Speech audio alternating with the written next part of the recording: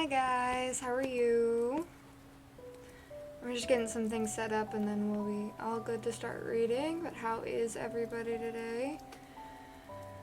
Hope everybody's feeling good and dealing with the pardon me. Dealing with the cold and everything pretty well. I know it's been a bit difficult for me personally, but we're making do. And I hope everybody's doing okay. I have a heated blanket on right now. I'm doing pretty good. I've been wanting to stream and stuff for a little while. Hi Zulu Zach, how are you? We're just gonna get into some cozy reading. I don't have any makeup on. I'm just very cozy and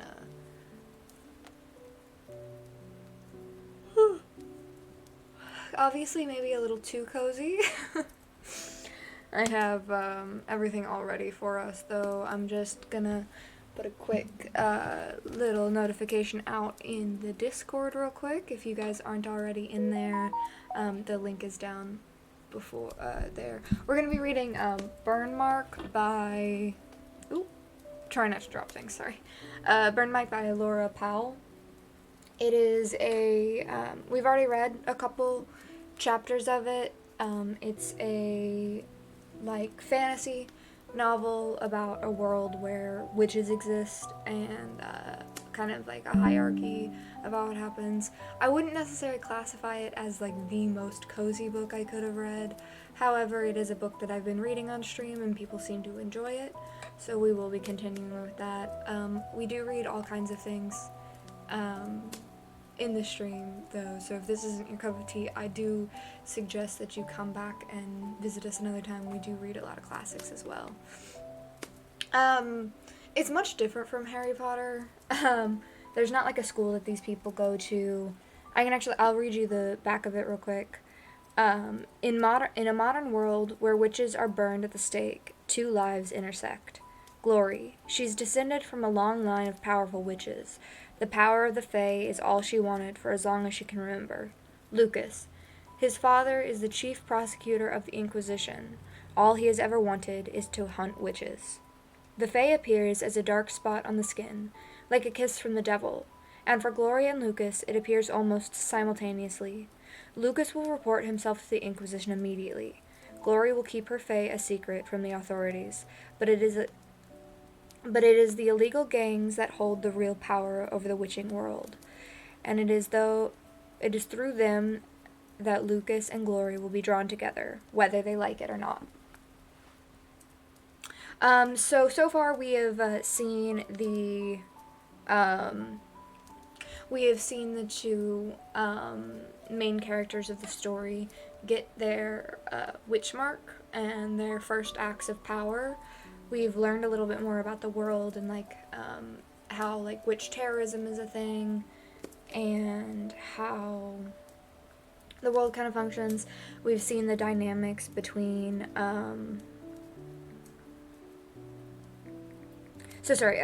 give me just 1 second to make this alert to the Discord, or I will forget it because I do have a bit of a memory issue. So just give me 5 seconds here.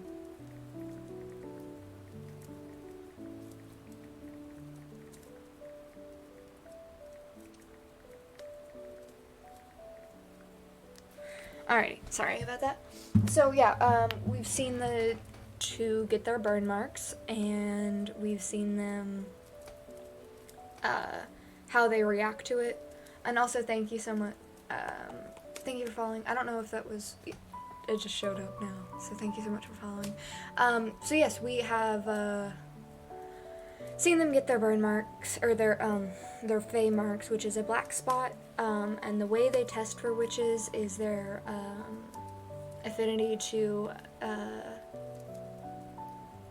iron, and also because if you prick the spot on wherever it is on their body, it doesn't hurt. So we just saw Lucas go to the Inquisition and get tried and tested to hit his armbands, which are essentially the thing they clamp around witches' wrists to make it to where they cannot do magic, or at least not high levels of magic, though we did see Lucas kind of cheat the process of the trial so that he doesn't have as thick of armbands as he necessarily needs. We have also seen a little bit more from Glory. But yeah, we're not that far into it. I do actually have to figure out where we are in the book. We might read a couple chapters just because it has been a minute.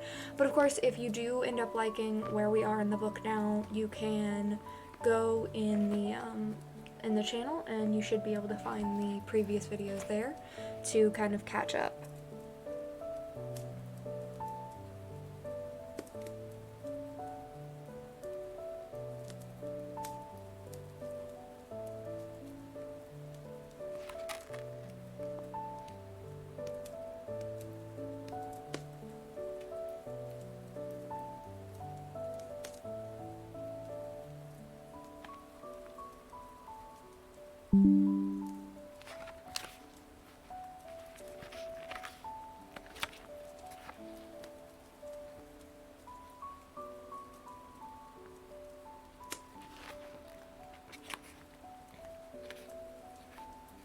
Sorry, just flipping through, getting to the point in the book that we're supposed to be at.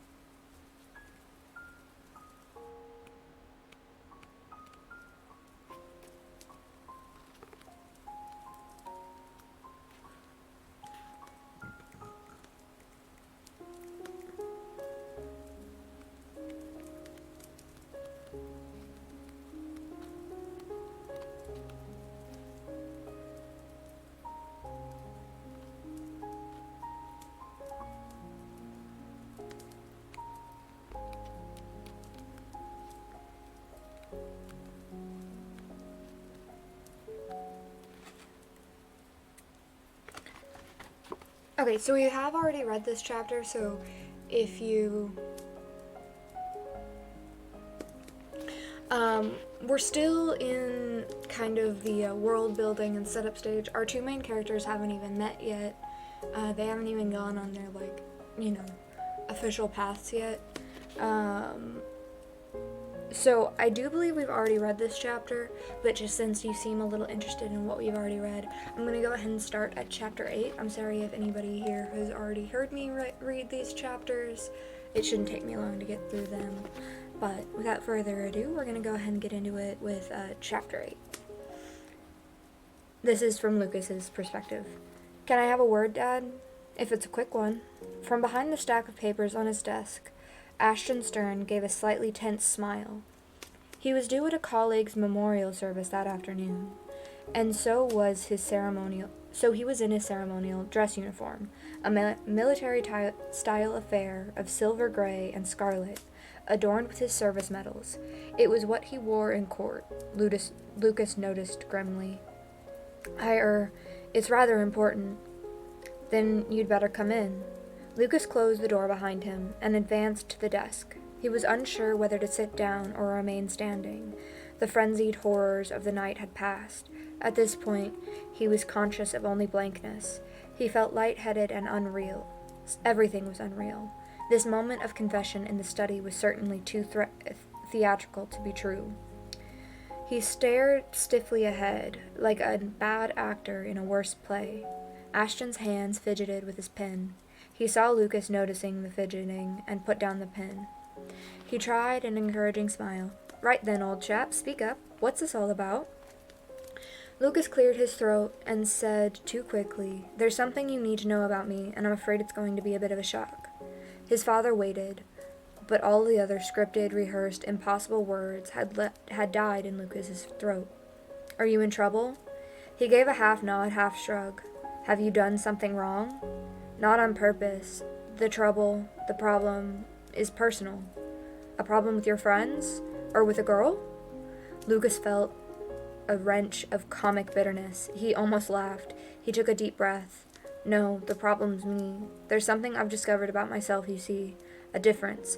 It's hard to admit, but I need to tell you what kind of person I am. His father looked down for the first time. His hesitancy matched his son's. Is this about boys, then? Boys? Lucas repeated blankly. Understanding dawned. No, God. In that case, said Ashton Stern with heavy patience, what exactly are you trying to say? Lucas waited. His father waited. The words still couldn't come out. Dumbly, Lucas began to unbutton his shirt. He kept his head bowed, hatefully aware of the flush of shame folding his skin. Once his shirt was loose, he turned around and tugged it down, exposing the bare shoulder blade and a velvety black spot. Sorry, I gotta adjust again, guys.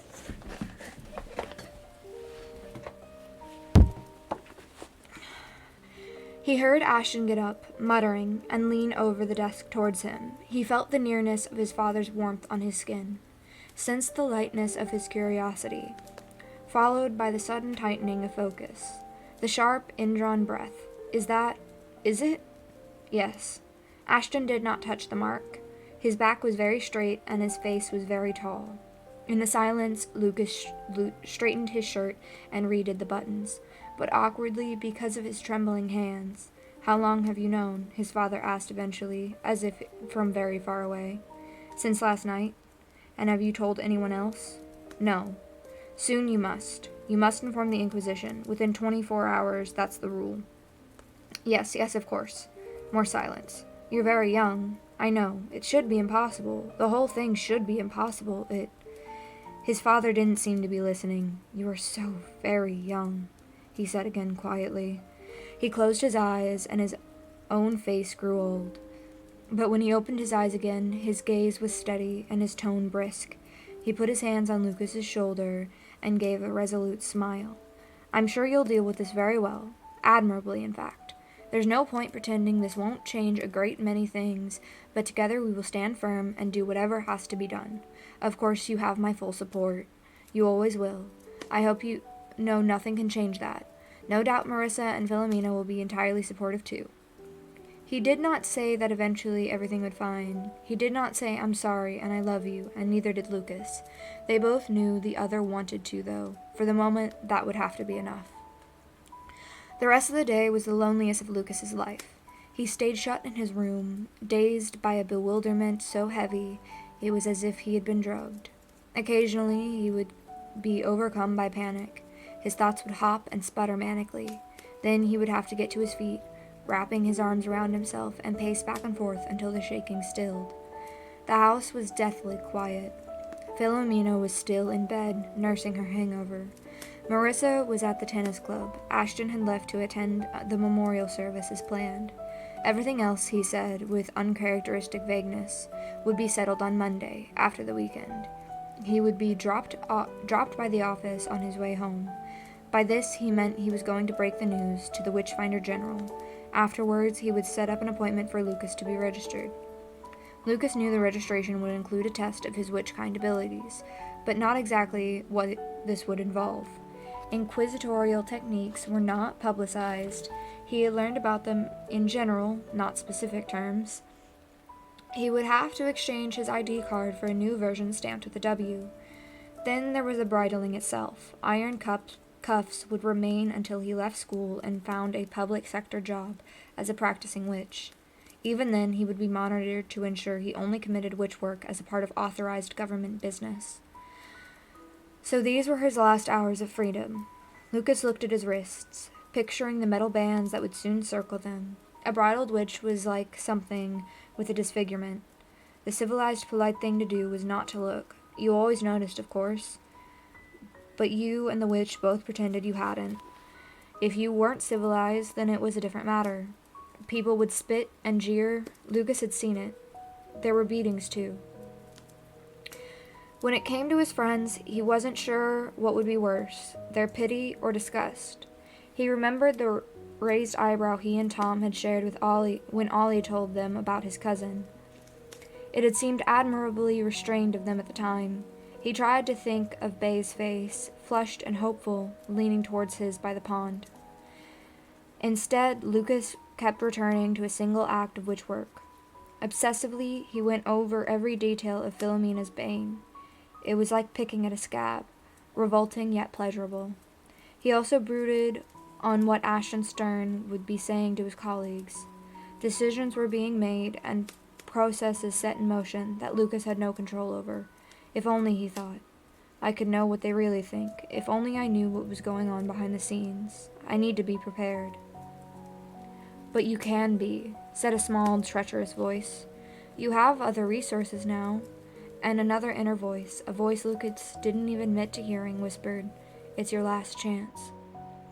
There was an itch in his blood that was still unacknowledged, unsatisfied.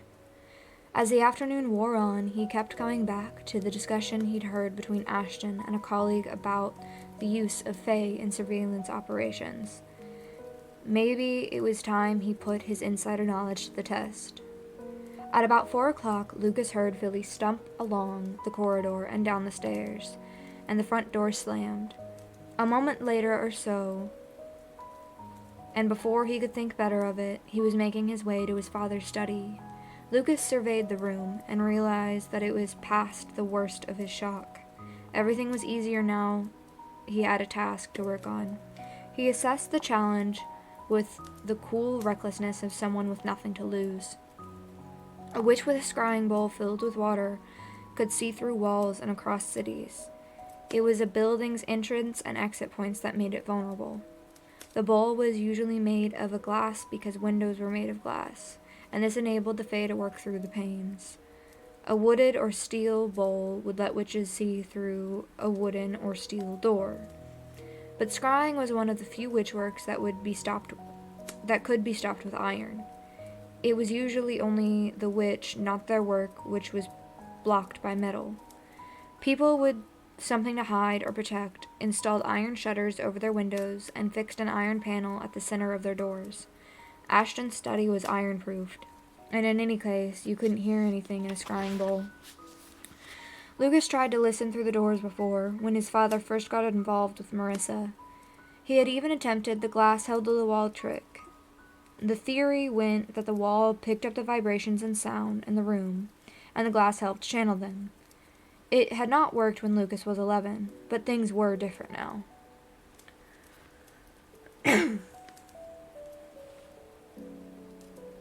Yes! I am so sorry. I thought it was low enough, but that is a perfectly fair point. Give me just 1 second, and I will do that. Is that any better? Thank you for feeding, Farah. If you go down, if you're on a computer, if you scroll down, you'll see a little panel, and that's Farah the dragon. And when you feed her, she has a reaction. She also has a little pet. You can also do other things with her during the stream if you are like me and like to do other things while you watch things. There are a couple interactions you can do with her, but if you just scroll down, you can see her. If you're on phone, unfortunately, it does not work, which is a little sad, but so the music volume is better now.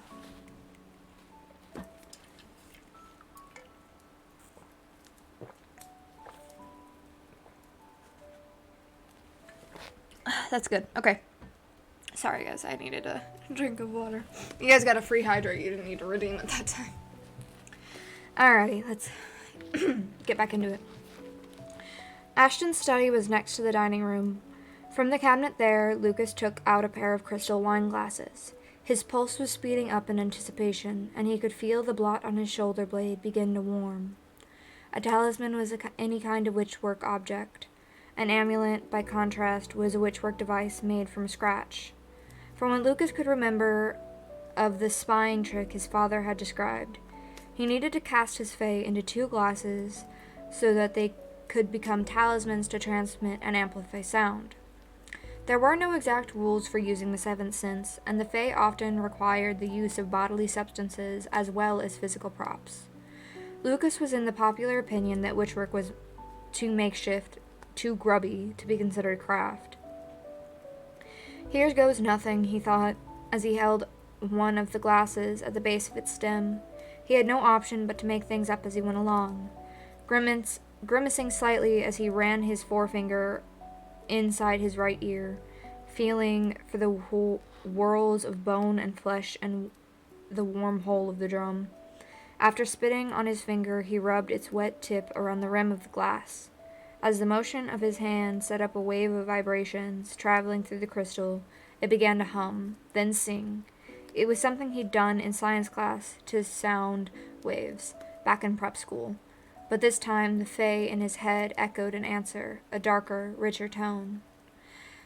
Even when he lifted his finger from the rim of his first glass and moved to the second, the first kept up its thin whine. For a few moments the two sang together, their crystal bowls vibrating slightly.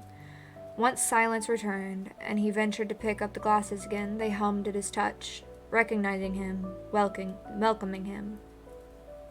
The walls of the study were lined with books. Lucas placed one of the witchwork glasses on an empty section of a lower shelf. With a bit of luck, it would be unnoticed there. He took the other glass back to the dining room and hid it behind the curtains. As the Fae subsided, his nerves shivered and hummed, as if his body was made of crystal too. He felt at peace for the first time that day. Half an hour later, Ashton Stern returned, when Lucas heard his father's tread along the corridor. He quickly moved from his bed to the desk, opening the school's textbook at random. Ashton entered the room to see his son apparently deep in study. "How was the service?" Lucas asked, as casually as he could make it. "It was fine, thank you. How are you?" "Fine." "Good." Ashton nodded towards the desk. "Business as usual, I see. Very sensible." "Did it go all right at the office?" "Fine." "What did they say? Have you spoken to Sir—" "I said it was fine."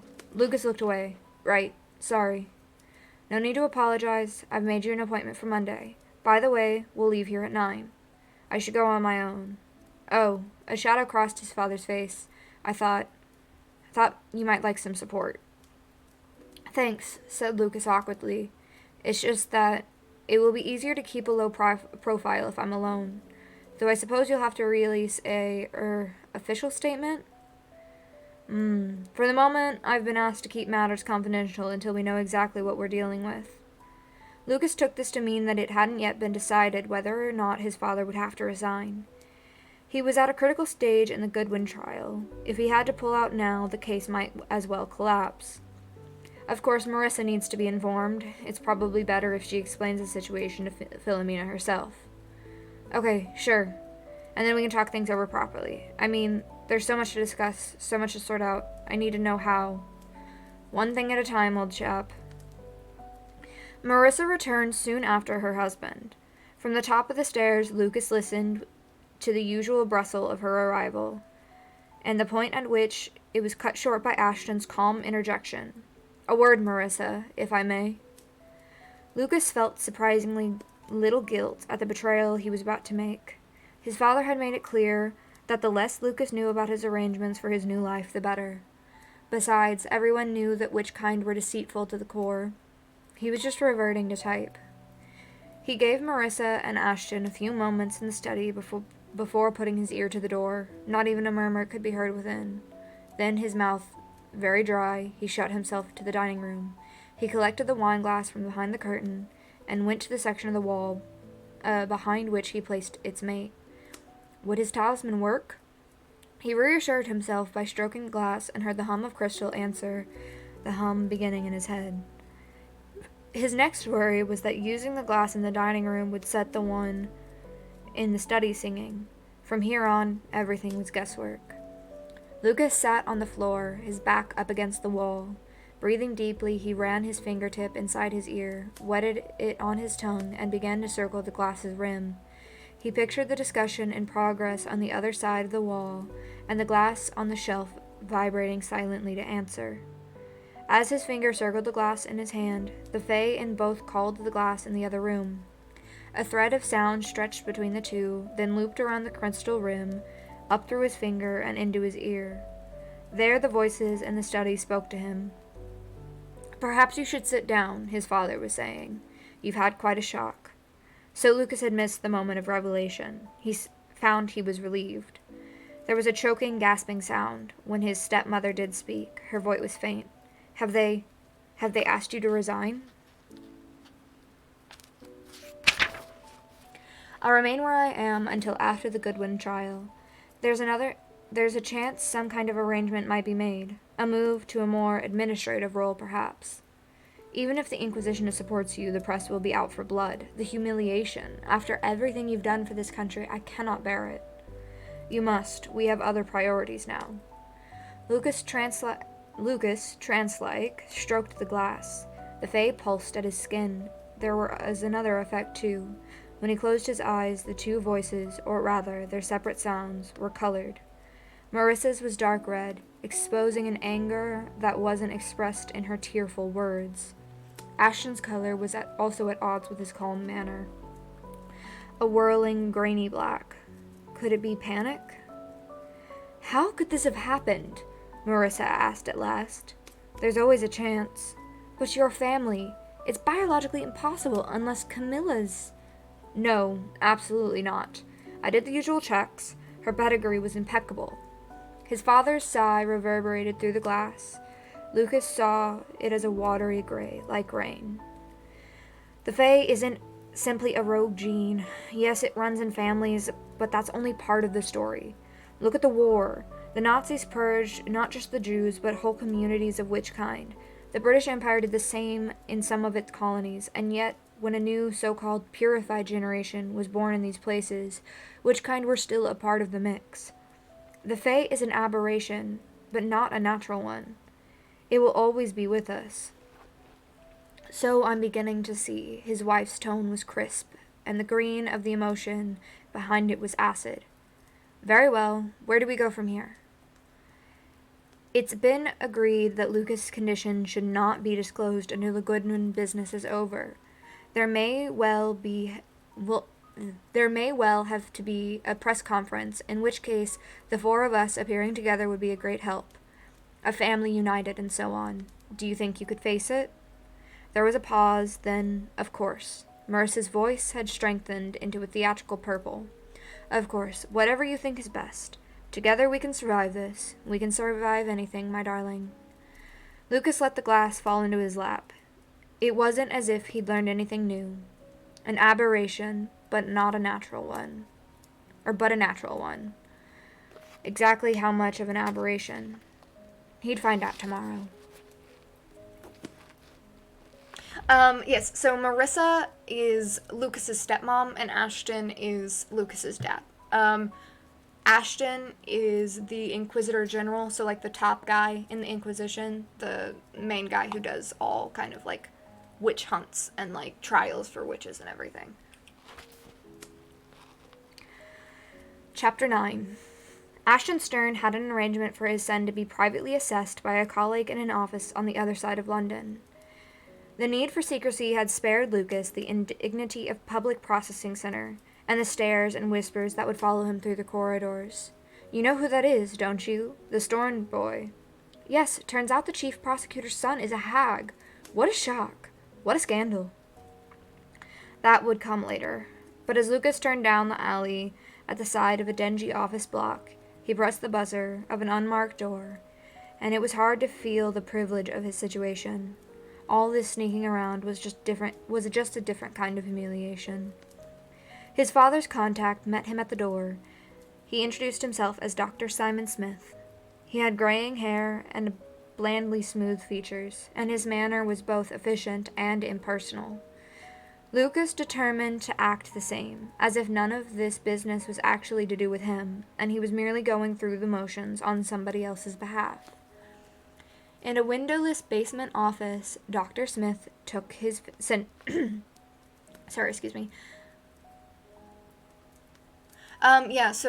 sort of hunting witches, but it's more of like an institution so that like witches can be like bridled and registered, and then if they commit some of like illegal witch work, then yes, they will be trialed, and then if you're like a witch terrorist, then you will be burned.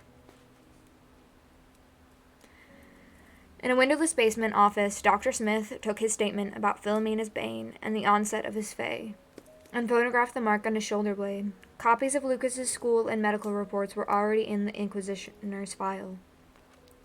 Making the statement took over an hour. Afterwards, Lucas was given a thin gray cotton shirt and trousers to change into. An armed guard watched him all the while. Lucas knew this was to ensure he didn't smuggle any witchwork devices into the test. But as he was escorted down the corridor, walking barefoot in a flimsy uniform, he felt cold and exposed. Though he would have hated his father to see him like this, a small, scared part of him wished he was there. The assessment room was bare and cell-like.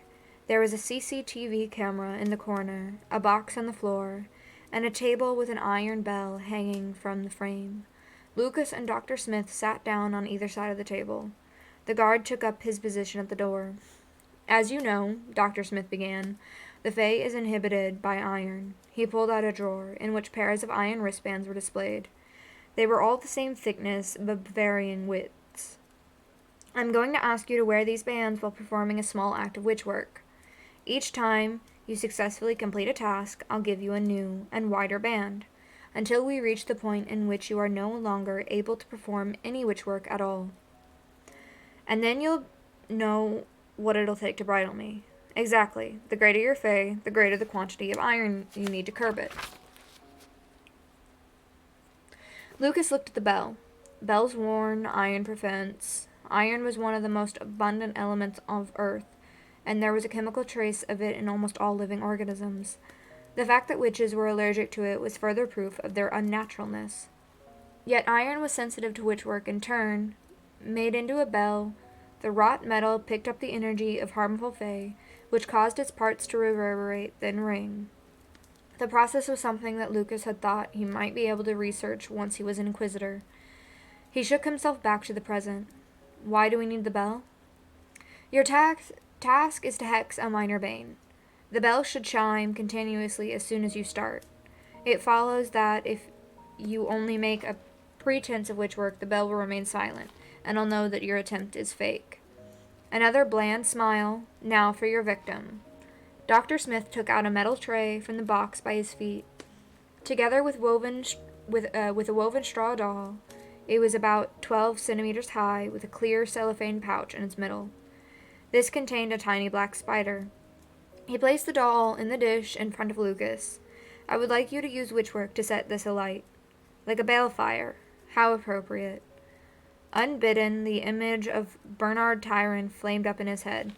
For reference, that was in the first chapter. It was like a flashback to when he was young, and Bernard Tynan was a witch who was being tried for terrorism, and he got burned at the stake, and it was like a whole international thing. The oozing, blackened flesh, the spitting flames. Fire was often a key element of witch work. Maybe that's why people wanted witches to burn.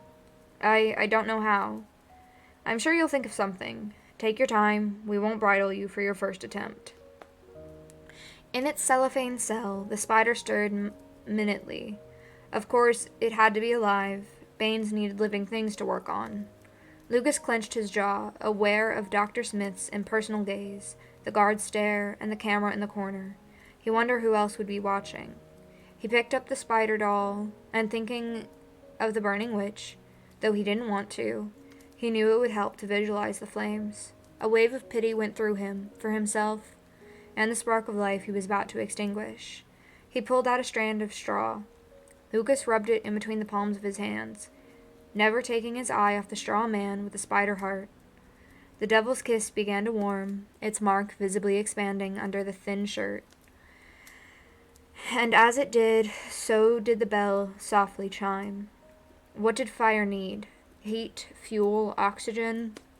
Lucas blew lightly at the brown strand twisting between his hands, and hissed between his teeth, echoing the hiss of flames. The strand smoked, then sparked, as the doll and its prisoner combusted in a hot, bright flash. Dr. Smith's expression gave nothing away. He simply nodded once and reached for one of the pairs of iron bands in the drawer. They were about 2 centimeters wide and only a couple of millimeters thick. Once clipped around Lucas's wrists, they were fixed in place by a small lock and key. "Again, please," said the Inquisitioners quietly. He brought another doll from the box, another spider. The iron was unpleasantly cold on Lucas's skin, but it was only a slight distraction. Though the second blaze was not as dramatic as the first, the process was still over in a matter of moments. Another spider doll, another pair of iron bands. This time it took longer for the strand of straw to smoke and for the doll to be consumed by fire. It was more tiring, too. The third wristbands were 6 centimeters wide.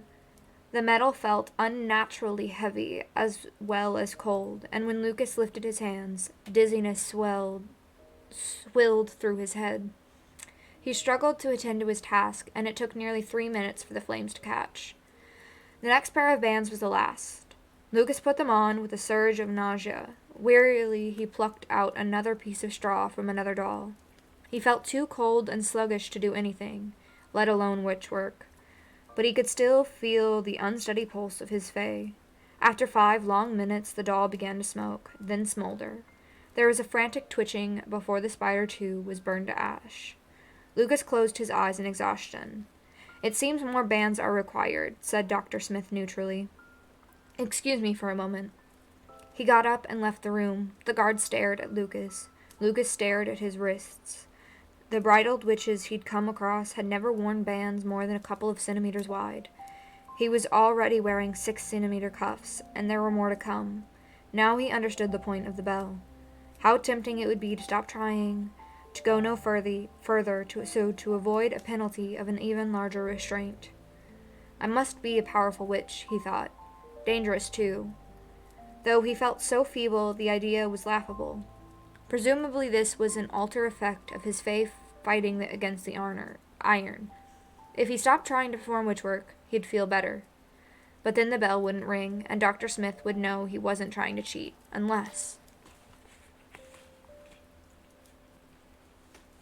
I love reading, but this chair is not exactly the most comfortable, as I'm looking down. Oh, my neck. Let's take these off. I can't even hear the background music anyways.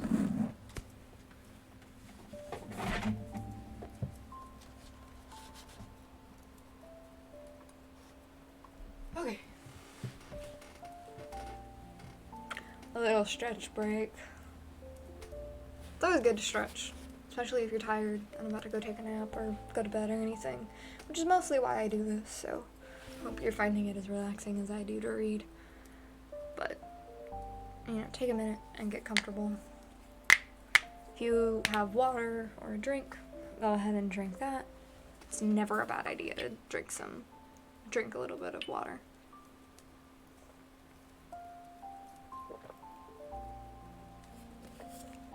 I wouldn't say they're the main antagonists, nor would I necessarily classify them as misunderstood. They're a government organization, and they have bad parts and good parts.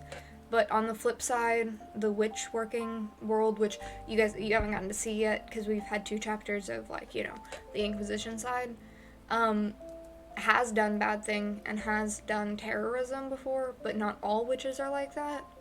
But witches are largely seen as lesser in this world.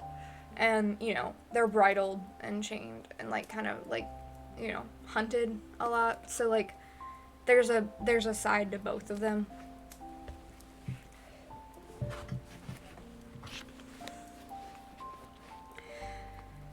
Unless he hexed a different bane, one unconnected to the spiders and dolls, something secret that neither the Inquisition nor the guard would detect. The only possible subject was himself. Could he create a blemish or a wound? But his thin cotton clothes might not be enough to cover its appearance. And when he changed back into his own things, the guard would see. Come on, he thought, feverishly, think. The Inquisitioner could return at any second. I think it's just human witch, I'm pretty sure. His gaze fell on Dr. Smith's suit jacket, which he had taken off during the last test and hung over the back of his chair. The chair's back was rounded and narrow, and as Lucas watched, the jacket slid off and puddled on the floor. In one swift movement, he bent down to pick it up. At once, the guard started forward and snatched it out of his hands. He eyed Lucas and the garment with equal suspicion, before shaking the jacket out and carefully replacing it on the chair. Lucas sat back with a shrug of an apology. He had made his move almost too quick for thought, and yet he had something all the same, a short, silver hair. His hand had brushed it up from the lapel. Lucas's two pulses, his heart rate, and the throb of Faye began to speed up in anticipation. Maybe, just maybe, it would be enough. The next moment, Dr. Smith returned, carrying another 3 sets of iron cuffs. The largest was at least 14 centimeters wide. "I'm sorry for the delay. We'll start you on 10 centimeters if you're ready." Lucas nodded, taking care to keep his expression wan. Though he was still a very long way from coming to terms with his condition, there was a small, bitter satisfaction in the idea that his was an unusual power. Better to be a force of Fae to be reckoned with than a small-time harpy amateur. Outwitting his assessor would be proof of this. It would also be in breach of the law, an act of rebellion against the entire inquisitorial system. But Lucas wasn't ready to think about that. Another doll was placed in the tray. There must be an assembly line somewhere, junior inquisitors bagging up spiders and inserting them into dolls. Maybe that was how Gideon and the rest of his fast trackers spent the time. A bubble of hysterical laughter rose in his chest. Lucas coughed it back and ran his hands through his hair, before picking up the dullest, most brittle piece of straw he could find. He began to rub it in between his palms, as before, but this time it was twined with the silver hair of the Inquisitioner, and a black one from his own head. As the 3 strands rubbed together, and the Fae twisted into them too, it was hard, very hard. The effort of drawing his 7th sense out through the iron left him with sweat running down his face, and chills running up and down his body. It was difficult, too, to keep his eyes on the doll, yet the bell was ringing to warn that a bane was being attempted. Even though there was no smoke or spark from the straw, this time the only heat Lucas had created was in his fingertips. He slumped back in his chair, as if in defeat, and brushed his hot fingers over the hair just above his ear. The soft young hair coursed at its touch. At once he let his head drop, and flop of hair fall over his forehead. That way, he hoped, the small silvery streak he'd put in it would go unnoticed by the audience. "I can't do it," he mumbled. "I can't do it any more." Dr. Smith nodded. The doll's straw body was cool and dry, its spider quiet. Lucas, on the other hand, looked a wreck, sweaty and disheveled, with bloodshot eyes. "Very well," said the Inquisitioner. "We'll stop here." He made no comment on the outcome of the test, but behind the blank screen of his face, Lucas sensed the calculation still in progress, measuring, speculating, judging. Lucas was bridled with a 10-centimeter cuff. He was allowed to change back into his old clothes afterwards, under the scrutiny of the guard. The indignity of this hardly mattered anymore. The only thing he could think about was his hair. He rumpled it to cover the gray patch, and the dead patch, as he thought of it, and it took all his willpower not to keep from touching it. The iron felt less cold and heavy than when he'd been using his Fae, but the cuffs still dragged at his arms. They were a temporary set that he would wear until he could be fitted with a custom-made pair. They'd be a part of his life until he turned 18 and found a witch-working job for the state. The bridle's dull black metal was as thin as a sheet and treated with a protective substance that would make it waterproof. Yeah, for sure. It does not sound pleasant. As long as he didn't raise or stretch his arms, they were hidden by his shirt sleeves. He tried and failed to picture himself casually strolling around in a t-shirt, cuffs glinting in the sun. There was a photograph of a male witch doing just that on the cover of a booklet called Living with Fae. It was one of several brochures in the informational packet Dr. Smith had given him. The witch in the particular picture, a catalog model type with a fake tan and even faker grin, was holding hands with a pretty and non-bridled blonde. Section 1 of the booklet was entitled Friends, Family, and Relationships. Lucas didn't read any further. He knew that if he started thinking about Tom and Bay and the rest, the paralyzing panic would return. Ideally, he or she will be appointed in the next couple of days, and the two of you will meet soon after. It's not just about monitoring your activities, but providing you support in range of... Dr. Smith must be talking about his warden, though in his days, Lucas remembered the dimples and twinkles of the recruitment officer who'd given the talk at school. If I get someone like her, he thought, I'll die. I'll hex us both into oblivion. I know I will. He only realized the session was over when the Inquisitioner got to his feet and reached out to shake his hand. Thank you, Lucas said, rousing himself. He must remember that he was obligated to this person. I appreciate your help, and my father does too. Dr. Smith nodded. For an embarrassing moment, Lucas thought he was going to extend his sympathies, or commiserate. But all the man said was, it is for your own good, you know. His gaze moved at Lucas's sleeve. He pulled down. Lucas's sleeves pulled down over the iron. For everyone's good. Remember that. Hex is a type of, directed witchcraft. It's just witchcraft in general, but typically it's meant to be like a curse, almost. You can kind of exchange those two words.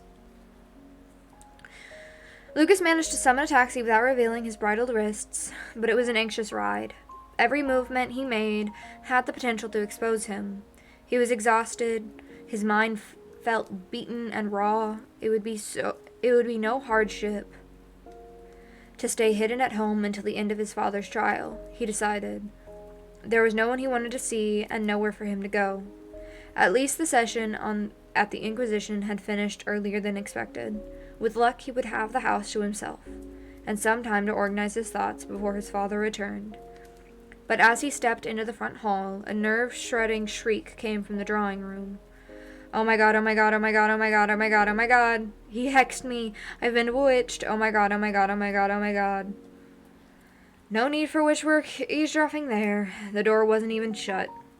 Pull yourself together. Lucas had never heard Marissa sound so grotesque.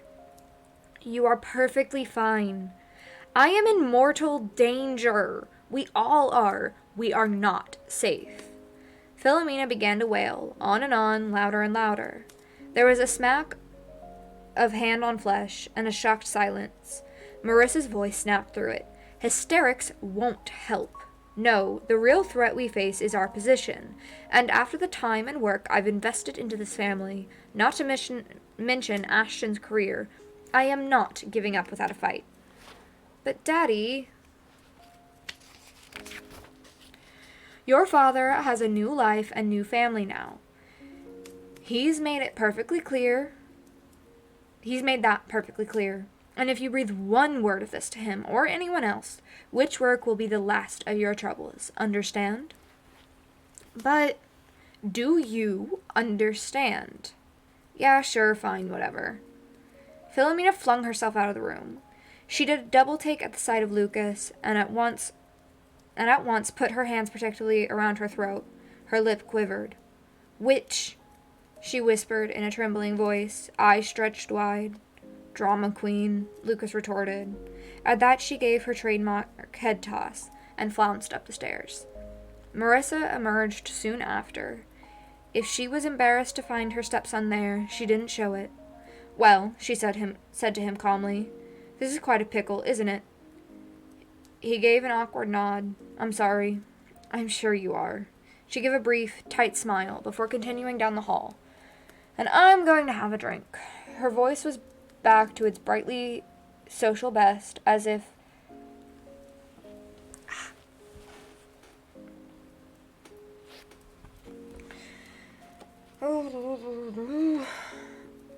they were at a cocktail party. A drink sounded like a good idea. The traditional response to disaster. To get streaming, roaring, crashingly drunk. Maybe he should try it. But Lucas didn't have the energy to move. The hall mirror showed him a stranger, with shadowed eyes and a streak of an old man's silver in his hair.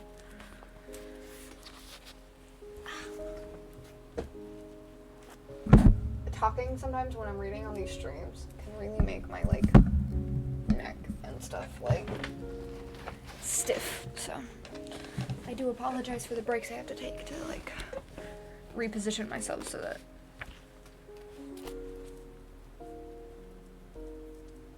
that's what you get when you're disabled. Chapter 10. Just a family supper, Uncle Charlie said in his phone call on Sunday, while Glory grasped the phone so tightly her knuckles turned white. Kez has been nagging me to get you over. It's been so long. Now it was Monday, and Glory was on the bus to Hampstead and the Morgan lair. This time it was her handbag she held in a white-knuckle grip. When she was little, visiting her Morgan relatives had been like going to Disneyland. Everything at their mansion was sparkly new. The two girls had a room each, just for clothes, and the toys were more toys than anyone could ever play with. There was a cinema and a swimming pool, and dinners that didn't come from the microwave or tins. What did it matter that Candace used to pull her hair, or that Skye laughed at her hand-me-down clothes? Their brother Troy would give her a piggyback rides around the garden, and Uncle Charlie would slip 10-pound notes and sweeties into her pocket. And Auntie Angel when Auntie Angel wasn't looking. The best visits were the special ones, like Christmas and Easter and Balefire Night, when the house was draped in black and they said prayers for Guy Fawkes and the other witch martyrs. While outside the Coven world, people burned the martyr images at garden parties and let off fireworks. Witchkind's own celebration was All Hallows Eve. It was as secret as the Balefire Night gatherings, but much more fun.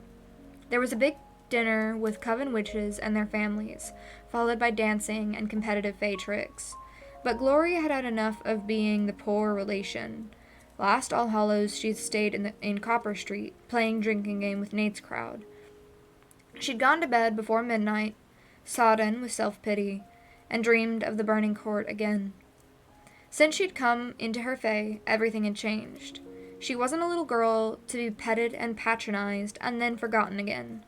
Nor was she going to be bossed around like a Coven drudge. What did Charlie want? Did he know her secret? Even if Trish Warren had blabbed about the migraine, it was just vague speculation. And if it was notoriously hard to prove someone was witchkind, even the Inquisition struggled. The first thing a witch learned was how to shrink the Devil's Kiss into the tiniest of dots. The witch ducking only produced results on someone who'd used their fae within an hour or so. If they had, prolonged and violent dunking in cold water would result in a telltale stain around the eyes and the nose of the mouth, as if the Devil's Kiss was seeping out from under the skin. Auntie Angel and Kezia Morgan had both been witch-dunked by the Inquisition, emerging unstained and triumphant to tell the tale. Granny Cora, though, had not been so fortunate. She was one of those who drowned. Thinking of witch-pricker needles and the long plunge under icy water, Glory shivered. These days, the Inquisition's method were supposedly constrained by laws. Coven techniques were not. Stop it, she told herself as the bus wheezed along the final stretch of road. You're being paranoid. Even if, and it was only if, Charlie had his suspicions, he wouldn't try anything at this point. He'd watch and wait. Send out his spies. Meanwhile, Auntie Angel had a plan. She'd told Glory to trust her and not to worry. All she had to do this evening was act innocent and buy them some time.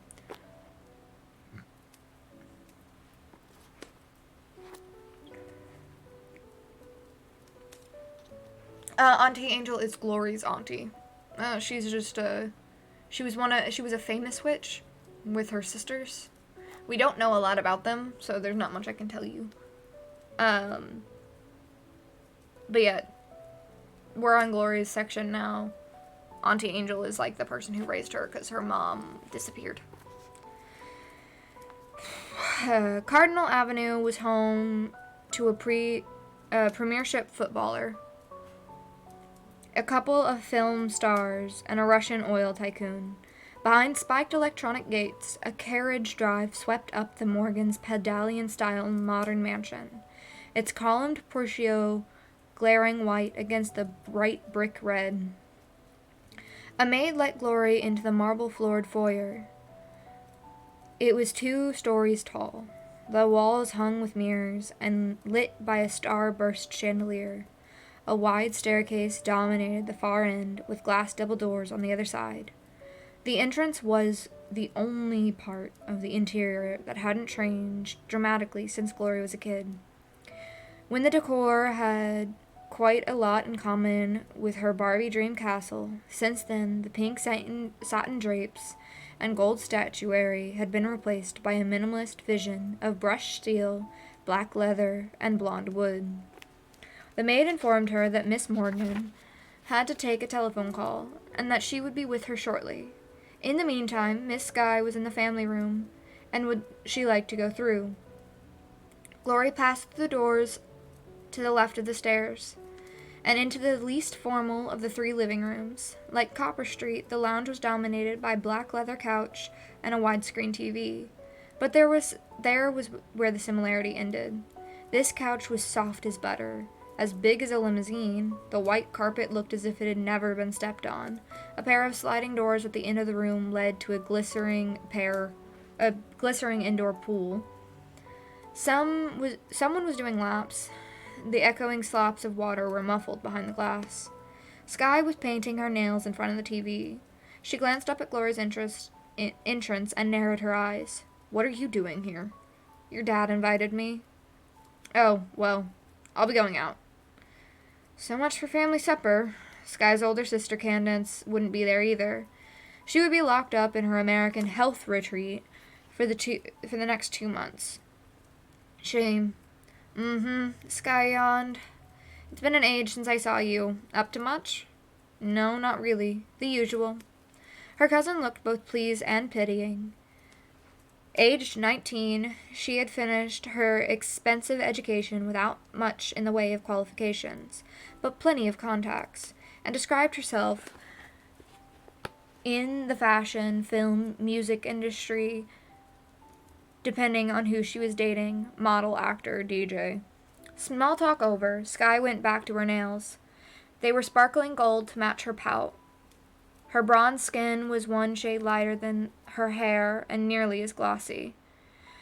She was wearing a tangerine mini dress cut low to display her bulbous plastic breasts. Glory had also dressed with care. War paint, she'd thought, making her eyelashes briskly black, her lips brave red. Next to Skye, however, she felt undertoned, drab. She had worn a polo neck as a safeguard. Already on edge, she could feel the devil's kiss began to expand under the clingy purple fabric. "I've got what you haven't," she told Skye in her head, "and it's all I'll ever need." This thought would have been more satisfying if she could believe that Skye actually cared about the Fae. Why would a girl like her ever want to be witch-kind? It would only cramp her style. No wonder her sister had ended up in rehab. There was a sloshing noise in the swimmer as the swimmer pulled himself out of the pool. Glory realized it was Troy. He opened the sliding glass door and stood dripping at the entrance of the room. The water behind him rocked gently as in its shining basin, impossibly blue. "Hey, cuz. Long time no see. You're looking good." To Glory's fury, she felt a flush starting. She was remembering Auntie Angel's word about breeding witch babies. When they were younger, Troy had been kinder than his sisters. There had been a time when she wished he'd been her big brother too. It was difficult to imagine now. His angular features, large frame, and dark russet coloring weren't unattractive, but both his face and manner hard-hardened. Other coven men liked to swagger. Troy was reserved, edgy, and watchful. He seemed older than his years, and 21, Glory thought, was already quite elderly enough. "Can't you go and drip somewhere else?" his sister huffed.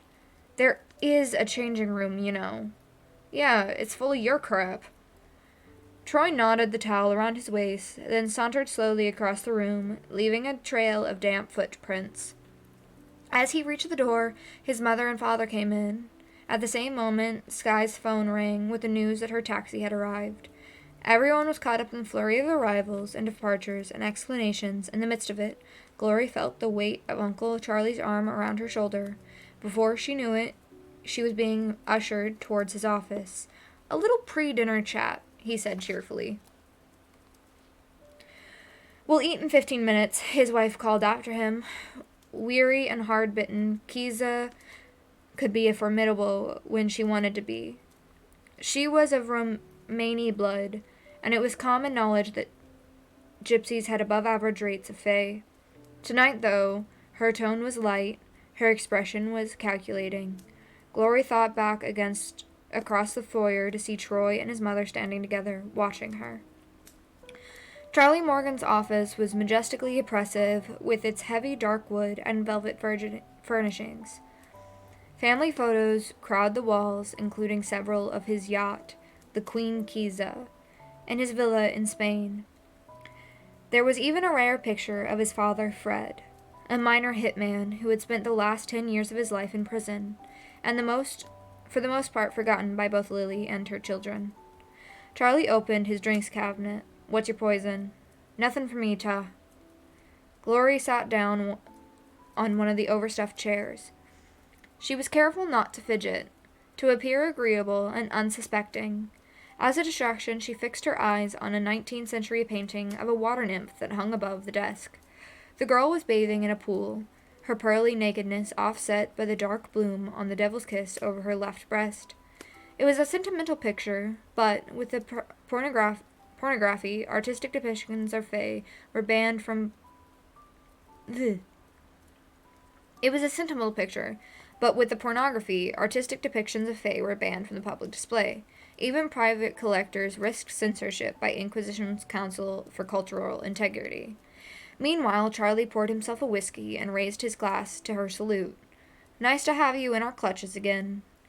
The teeth displayed by his smile were as brilliantly white as the columns on the portico. His thinning hair was reddish, his chilly blue eyes. Glory looked straight into them and gave her best smile back.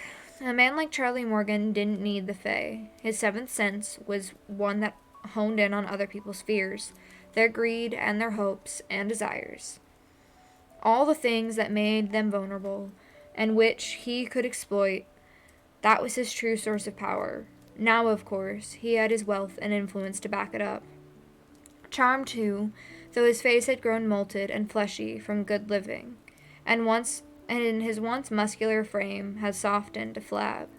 "So, tell me the latest," he invited. "Boys, school, family, what's new?" "Not much, same old, same old. Stuck in a rut, eh?" "Well, things will change sooner or later. Any day now you could turn which kind." "Yeah, I'm getting sick of the wait." Glory tried to turn her nerves to her advantage, putting on an anxious, unhappy expression. "Sometimes I worry, as time goes on. It's not definite that the fae will come to me, is it? Not for sure. Don't you fret. Even if I haven't been blessed with the fae myself, I reckon I can sniff it out as well as any pricker in the Inquisition." His eyes met hers and held them. "I got all my instincts telling me you'll turn out which kind to the bone." She swallowed. "Fingers crossed." Uncle Charlie sat back in his chair. "You're a clever girl, Glory. Gusty, too, just like your mother. And you know how fond of my ma was of yours, like her own daughter, Eddie, was." "Yeah," Glory thought, "and when your mom died, you kicked mine out of the coven." But all she said was family should stick together. "Exactly. Family is all. That's why me and Kez were so proud when our Candace came into her fae. and so devastated for her when she fell ill. There's a chance her disabilities will stop her from ever putting her gifts to use. Disability, thought Glory. So that's what they're calling it. Lightning does sometimes strike twice, or 3 times even, in the case of the Starling girls. But I've got to face facts. Sky and Troy could still get their Fae, but more than likely they won't. Glory had a nasty feeling she knew where this was leading. Troy's got enough on his plate anyhow. He's shaping up to be a fine coven boss, which is just as well, since neither of my 2 princesses have much of a head for business. He shook his own head indulgently. I've spoiled them rotten, and that's a fact. How about you? Do you get involved much in Copper Street operations?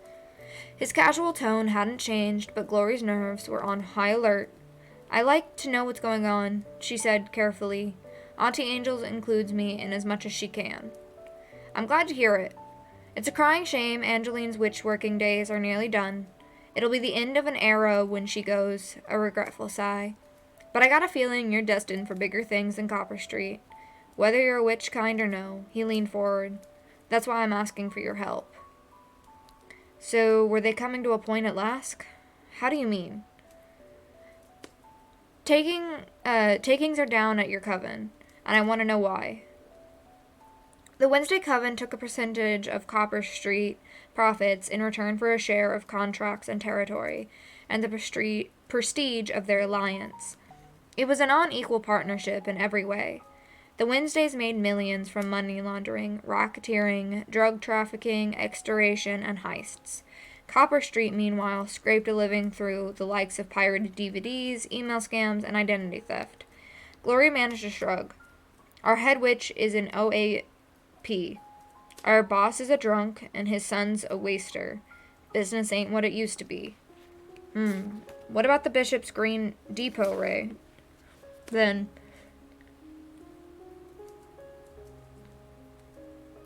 Yes, it is. It's witch work. That's what, and the first spelling is correct. What about the raid, then? And those designer watch knockoffs that did such great business around Christmas. They should have been prize jobs for your piggy bank, but the numbers don't show. At the mention of numbers, Glory felt a new fear. My dad does our accounts, and he's not crooked. Her face grew hot. I'll burn before I believe it. Uncle Charlie held up his hands in a placating manner. Your dad's straight as they make 'em, but Patrick only makes a record of what cash and so comes his way. If a slice of the pie is missing, he's not going to know about it. You're sure someone's skimming profits. Frank is. He's the one who showed me the books. I haven't mentioned it to Vince, mind. Not yet. Frank and Vince were Charlie's brothers. Frank took care of Coven financial affairs. Vince was the one who threatened and maimed and killed people to order.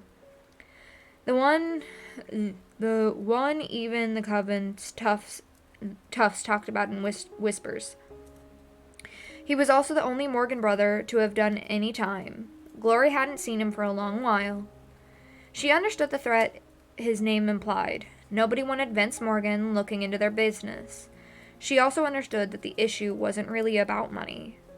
Whatever cut of Copper Street's earning the Wednesdays took, it was a small change to a man like Charlie Morgan. It was his reputation that was at stake. To cheat him was to disrespect him, and respect meant everything to the Coven world. I'm a busy man, Charlie continued. The Inquisition's over us like a sack of fleas. I've got Branley Goodwin's trial to contend with, and 10 other types of grief besides. That doesn't mean I'm going soft. Far from it. So if there's something rotten in Copper Street, I want you to be the one to sniff it out. You want me to be a snitch. Uncle Charlie looked pained. I wouldn't put it like that. This is a very special relationship we've got here. Our covens are bound by blood ties, as much as business, and like you said, families stick together, right? Now's the time to show me what you're capable of. His teeth flashed brightly. Since it was an informal supper, they ate in the kitchen, a sterile expanse of black marble-topped counters and cabinets of frosted glass. When Gloria arrived, Kenzie and Troy were standing by the stove. He said something to cheek her. and she dabbed sauce on his nose. It was a small mother-son moment that gave Glory a stab of envy. She turned away and concentrated on resenting the state of art kitchen gadgets instead. Although Kenzia's position as head witch was a full-time job, she had an army of domestic staff at her disposal. It was part of her cover to play the part of traditional housewife. The four of them sat down to roast pork with all the trimmings, followed by homemade trifle. Charlie was on fine form, blooming about crude jokes and coven gossip, topping up everyone's glass. It was impossible for Glory to relax. The conversation in the office had been such a slippery mix of flattery and veiled threats, she hardly knew what to think. As for the task Charlie'd set her, maybe someone at Copper Street really was dumb enough to try to rip him off. Or maybe he'd make the whole thing up to stir trouble. Every rich, heavy-mouthed lodged indecently in her stomach. She didn't like the wine, and this one tasted sour, even though the bottle probably cost as much as what most people spent on a crate. She was too hot and her head was aching. At last it was over. When she stood up to say her thanks and goodbyes, Troy got up too. "I'll give you a lift home. I'm going your way anyhow." Glory found this hard to believe, and meant she wasn't escaping just yet. The mansion's garage housed a vintage Bentley and several sports cars that looked like fighter jets. Troy's Mercedes was relatively low-key in comparison. They spent the first few minutes of the drive in silence. She had been aware of Troy's scrutiny during dinner, and when they'd waited at the traffic lights by the Blythe Hill roadworks, she realized he was looking at her again. "What, is there snot on my face or something? Brickley kid, aren't you?" "Maybe I'm just enjoying the view." Glory didn't know what to resent more, being called a kid or the remark that followed it. But he'd said it so dryly she decided to let it pass. "How's it going at uni?" she asked, partly to change the subject, and partly because she was genuinely curious as to how Joy combined his life as a final-year economics student to that of a coven boss-in-waiting. "All right. It's stuff at home that's the hassle. Mom's tearing her hair out over Candace. Dad reckons this latest detox will straighten her out." He shrugged. He's in denial. When Candy got the Fae, she went on a bender that lasted 3 weeks. It wasn't as if she was celebrating either. She never wanted to be a witch. Too much like hard work. Anyway, Dad won't even admit she's got a problem, and that makes Mom mad. Interesting. Auntie Angel and Kenzia's abilities were only average, but that was a clever manager. She needed to be. For a head witch directed all Fae-based operations in the Coven, from hexing banes and crafting talismans to more complex works such as glamours, which disguise a person's appearance, and fascinations, which were used to smuggling and forgery. The big restriction on Coven witches was that they didn't use their Fae for violence. An ordinary criminal convicted of murder would go to prison. A witch would get the burning court. It was probably more of an arranged marriage than a love match. Kenzia had done well for herself. A head witch was a powerful figure in a coven, and in many outfits was equal to the boss. But coven wives always deferred to their husbands. When she wasn't witch-working, Kenzia was at home being a loyal wife and mother. Meanwhile, Charlie gave the orders, met the contracts, made the deals, and played away with a string of girlfriends. Was Miss Morgan content with the bargain she'd made? Troy is her cousin. It was mentioned a little while ago, but it's her cousin.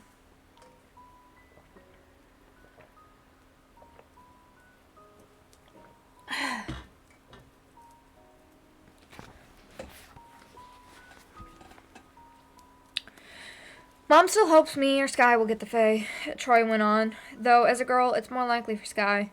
It only caused trouble for me. The boss should be the front man, the head witch, the power behind the throne. You need a division of responsibility.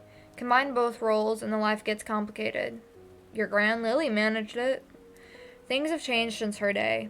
Anyhow, Gran was a special case. Glory thought of the 3 blonde sisters in the photograph. She smiled in spite of herself. That's 'cause she was a Starling girl. Yeah, I wonder where I can get one of those. She sensed, rather than saw, his eyes on her again. She was certain now that Angeline was right about Charlie Morgan's plans for his bloodline. He and Troy and Kezia had probably already discussed it, her guts twisted in anger and disgust. At least they reached the turning to Copper Street. Home sweet home, Troy announced, and the car pulled up at the curb. God, I'd forgotten what a dump this place is. Well, it's my dump, all right? Glory felt for the door, but Troy had taken her by the arm, pulling her back into her seat. His narrowed green eyes fixed intently to her. If he tries anything on, she thought, I'll nut him. However, it seemed Troy had other things on his mind. Listen, I know Dad asked you to keep an ear to the ground. I also know he's not the easiest guy in the world to deal with, so if you turn up something you're not sure about, you can always run it by me first. Very kind, but I'm sure I'll manage. I hope so, he said seriously. These are rough times, Glory. The Inquisition's upped its game when facing a new kind of challenge. Dad won't admit it, but if the Goodwin trial doesn't go our way, the Wednesday Coven could take a major hit. Ain't my problem. Don't kid yourself. She opened the door. I know. Blood ties plus business equals a very special relationship. You take care, Glory. It wasn't so much a goodbye as a warning.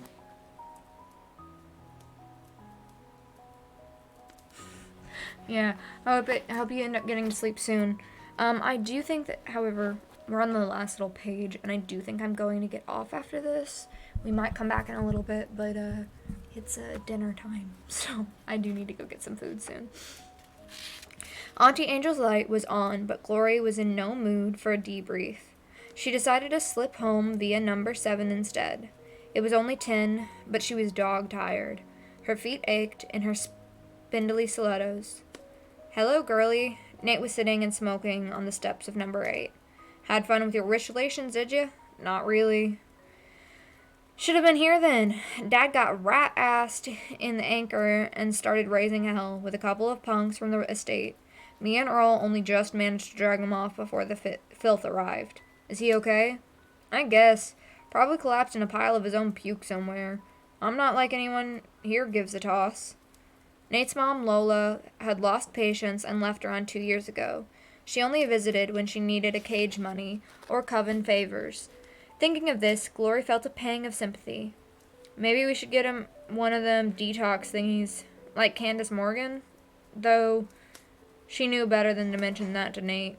Rehab and such. What's the point? Nate asked, sucked on his joint broodingly. The old man's past it.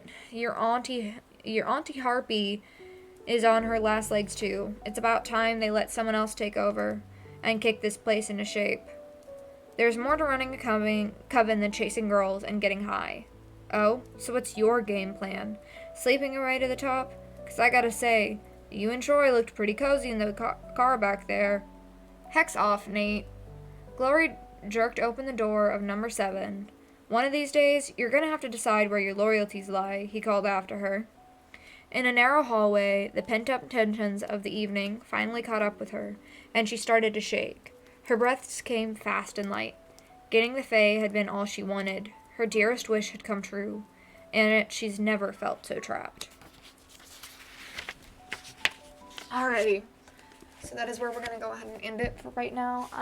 I'm not making any promises, but I might get on in a little bit. But that is about the time that I had allotted for the stream today. I am very tired. I'm not actually that tired. I just need to get some food is what I meant. I'm very hungry. So I hope you guys found this fun and relaxing. Again, we do all kinds of things on the stream, like play video games and just hang out and all that other stuff. So if you enjoyed this, please consider dropping a follow. And if you want more updates as to when I will be streaming, you can go ahead and join our Discord that is linked below. So without further ado, I hope everybody has a good rest of their night. And those of you who are about to go to bed, sleep well. I will. Thank you. Goodbye.